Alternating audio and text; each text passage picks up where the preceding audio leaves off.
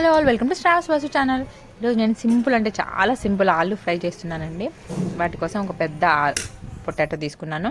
తర్వాత ఒక medium size ఆనియన్ని పొడు స్లైసెస్ లాగా కట్ చేసుకున్నాను.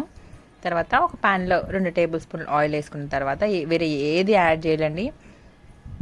మనము కట్ చేసి పెట్టుకున్న ఆనియన్స్ వేసుకున్నాను. అవి కొంచెం వేపాక నేను పసుపు ఎప్పుడు ఆయిల్లో వేస్తానండి. కొంచెం ఆనియన్స్ పక్క జరిపి మధ్యలో ఉన్న ఆయిల్లో వేస్తే ఈవెన్గా స్ప్రెడ్ అవుతుంది. అదే మీరు ఆనియన్ మీద వేసారనుకోండి, కొంచెం అక్కడక్కడ చిన్నగా పట్టినట్టు అవుతుంది.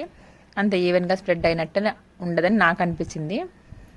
తర్వాత ఇవి కొంచెం కలర్ మారిన తర్వాత మనము వెరైటీగా కట్ చేసుకున్నాం కదా, అది కూడా పొడువుగా కట్ చేసుకున్న పొటాటోస్ని అన్నీ ఇందులో వేసేసుకొని హై ఫ్లేమ్లో పెట్టేసుకొని బాగా వేపుకోవాలండి.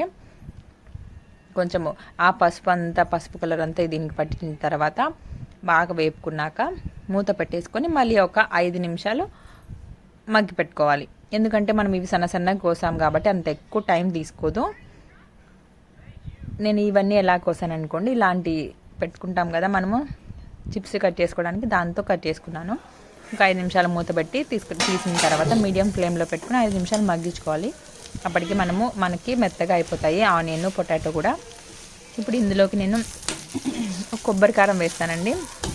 ఈ కొబ్బరి కారం ఏంటంటే ఎండు కొబ్బరి, ఎండు మిరపకాయలు, ఉప్పు, కొంచెం తెల్లవాయలు వేసి మిక్సీ పట్టేస్తాను, అంతే.